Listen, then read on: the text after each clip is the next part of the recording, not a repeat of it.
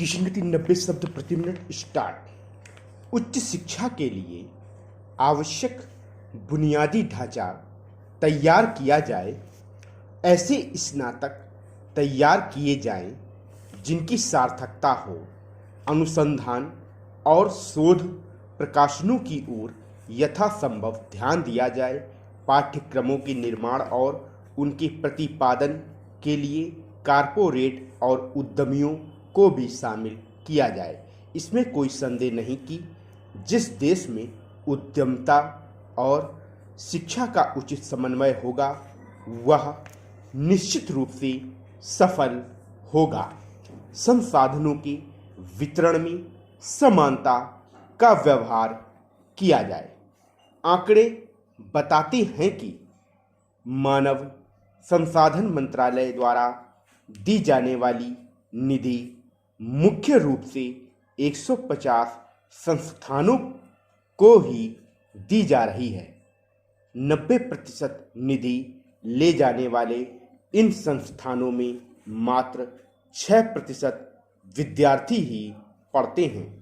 दूसरी ओर निजी विश्वविद्यालयों के लिए यह विचार रखा जाता है कि उन्हें निधि की कोई कमी नहीं है, लेकिन वास्तव में तो वे भी अपना स्तर बनाए रखने एवं सरकार द्वारा वित्त पोषित संस्थानों से प्रतिस्पर्धा करने के लिए निरंतर धन की कमी से जूझते रहते हैं।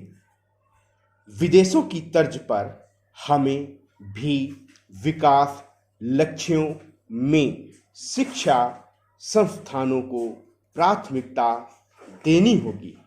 शिक्षा एवं अनुसंधान का बेहतर संयोग बनाना होगा। उच्च शिक्षा को बेहतर बनाने के लिए स्कूली स्तर पर भी प्रयास करने होंगे।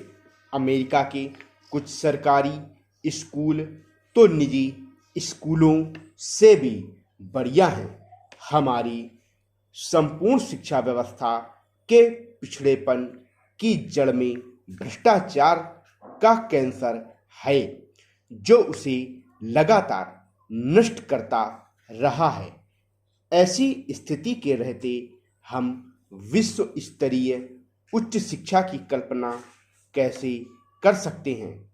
अब वह समय है कि हम शिक्षा के समग्र विकास में जुट जाएं, अन्यथा तेजी से बदलते विश्व में हम और पिछड़ जाएंगे।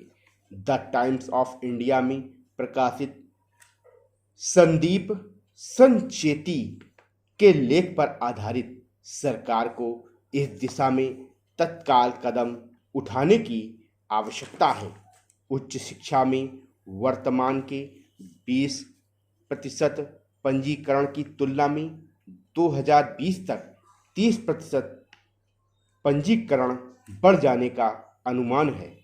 अगर केवल संख्या की ही बात करें तो आखिर भारत के लगभग 900 विश्वविद्यालयों में से कोई भी अभी तक विश्व रैंकिंग के ऊपर 100 संस्थानों में जगह क्यों नहीं ले पाया। वहीं चीन ने यहाँ बाजी मार ली है। सिंगापुर जैसे छोटे देश ने भी स्थान बना लिया है।